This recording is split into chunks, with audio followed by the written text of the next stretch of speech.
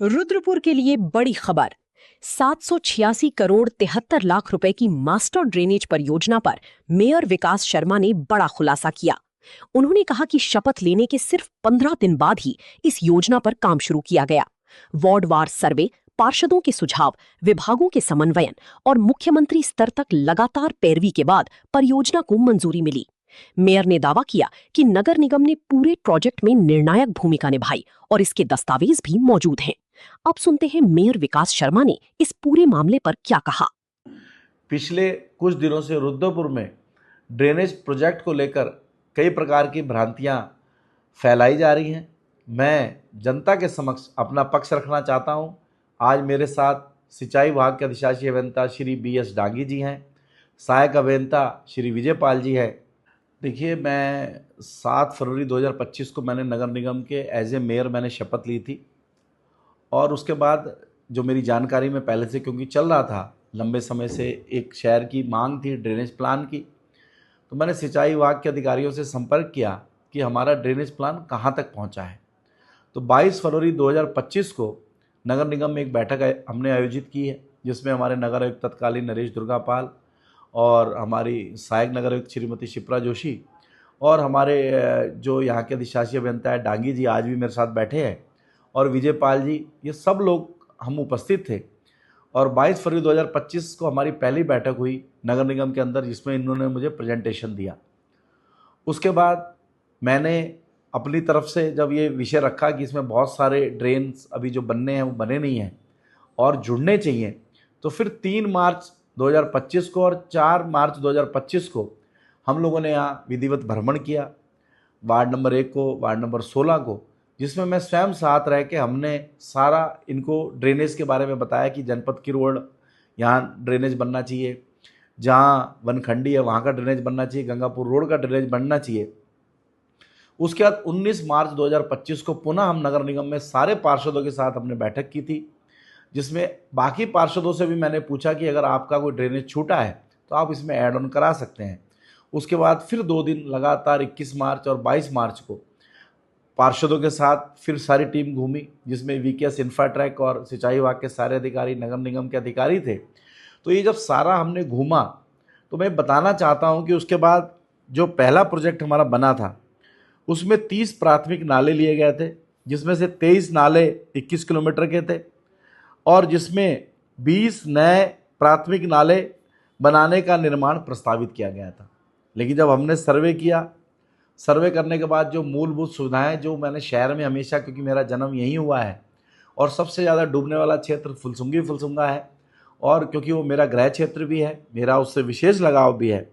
तो उसके बाद जब हमने सारे नालों को नपवाया तो 41 अन्य महत्वपूर्ण नाले, अदर इम्पोर्टेंट ड्रेन्स, जिनकी लंबाई 33.70 किलोमीटर थी,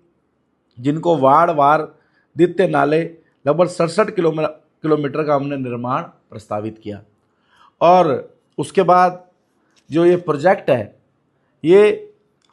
441 करोड़ रुपए का जो अभी प्रोजेक्ट बना है, ये लगभग उस समय 530 करोड़। कब हमने धरातल पे इसका भ्रमण किया और कैसे कैसे इसके अंदर जो 20 ड्रेन है, जो मैं बार बार कहता हूँ, वो कैसे 61 हुई, वो सारा डेट वाइज इसके अंदर हमने इसको डाल रखा है। और उसके साथ ही जब ये सारी चीज़ें तैयार हो गई और उसके बाद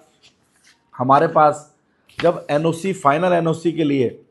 अधिशासी अभियंता की चिट्ठी आती है 5 जनवरी 2026 को, यानी मेरे बनते ही हमने 25 से इसमें काम शुरू कर दिया और 1 साल बाद 5 जनवरी को चिट्ठी आती है, तो उस चिट्ठी में जब हम NOC देते हैं, उस NOC में भी हमने साफ साफ ये लिख कर दिया है कि ये वार्ड नंबर 1 फुलसुंगी, यानी इससे आप काम शुरू करोगे। और उस हमारी शर्त को मानते हुए सिंचाई विभाग ने जो शहर को 4 जोन में बांटा है, जिस 4 जोन के अंदर शहर के मेरे 40 के 40 वार्ड आ रहे हैं, चूँकि वार्ड नंबर 1 किच्छा विधानसभा का क्षेत्र है, वो रुद्रपुर का क्षेत्र नहीं है, लेकिन वहाँ की आवश्यकता ज़्यादा थी हमें, क्योंकि हमें पूरे नगर निगम क्षेत्र को देखना था। तो उसमें हमने जो हमारे पास ड्राइंग है उसके अंदर वार्ड नंबर 1 को और उसके साथ जो वार्ड नंबर 16 का जो एरिया है, ये जो पिंक कलर में नज़र आ रहा है, इसको जोड़ते हुए हमने जोन 1 बनाया है। यानी इसका 90% काम जोन 1 में होना है, जो फुलसुंगा क्षेत्र है, और इसके साथ बचा हुआ जो नीचे ड्रेन आ रही है वो बगवाड़ा से होते हुए जाती है, तो उसको आगे बढ़ाते हुए हमने ये दक्ष का एरिया, ये सारा इसमें हमने शामिल किया है। यानी अगर देखा जाए तो जो प्रथम चरण में हमें जोन फर्स्ट का जो 184 करोड़ रुपए मिला है, ये रुद्रपुर विधानसभा का पैसा नहीं है, ये ज़्यादातर पैसा किच्छा विधानसभा का है। तो ये प्रोजेक्ट कोई हमारा श्रेय लेने के लिए नहीं है। हमने अगर कुछ काम किया है तो वो हमारे साथ एक एक डॉक्यूमेंट है, एक एक पेपर है, और उस पेपर्स के आधार पर हमने इन चीज़ों को आगे बढ़ाया है। क्योंकि हमारे लोकप्रिय मुख्यमंत्री श्री पुष्कर सिंह धामी जी स्वयं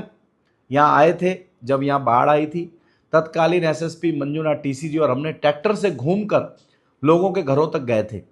और वो नज़ारा उन्होंने भी देखा था, धामी जी ने भी देखा था। और उसके बाद से ये प्लान और तेज़ी से आगे बढ़ा, और इसमें सिंचाई विभाग के मैं अधिकारियों का भी धन्यवाद करूंगा कि जिन्होंने हमारे एक एक सुझाव को इसमें शामिल किया, एक एक हमारे पार्षद के सुझाव को शामिल किया, और एक एक ड्रेन को नापना, फिर आगे बढ़ाना। और इस प्रोजेक्ट की मैं समझता हूँ कि ये ऊधम सिंह नगर क्या, उत्तराखंड का सिंचाई विभाग का ये सबसे बड़ा ऐसा प्रोजेक्ट होगा जो शहरी क्षेत्र के लिए हमारा 700 करोड़ का प्रोजेक्ट 530 करोड़ में जाके जो बना था, फिर उसको फाइनल करते करते ये 441 करोड़ में इसकी फाइनल स्वीकृति मिली है। मैं प्रधानमंत्री नरेंद्र मोदी जी का,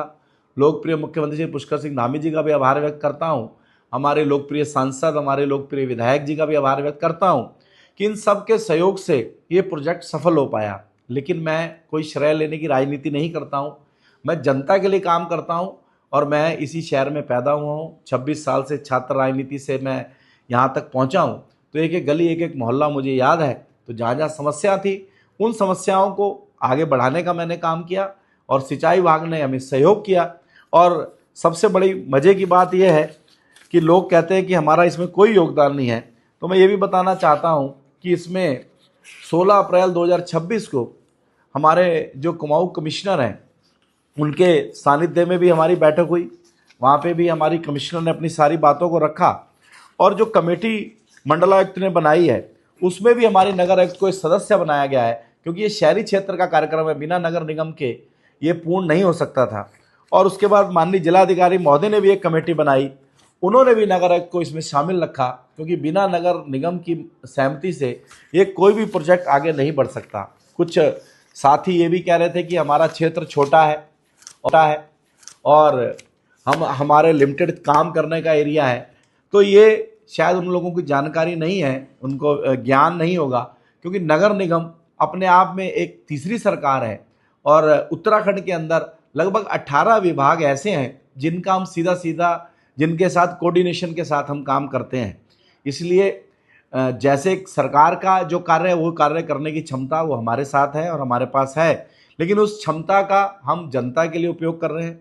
आम जनता के लिए कर रहे हैं। मुझे कोई इसका श्रेय नहीं चाहिए, मुझे कोई इसके लिए अवार्ड नहीं चाहिए, बस मैं माननीय मुख्यमंत्री जी का आभार व्यक्त करता हूं, और जनता को ये बताना चाहता था कि जो लोग बार बार क्वेश्चन सबूत मांग रहे थे उन्हें सबूत देना चाहता था। इसलिए आज ये छोटी सी मैंने प्रेस रखी है। मैं पुनः माननीय मुख्यमंत्री श्री धामी जी का,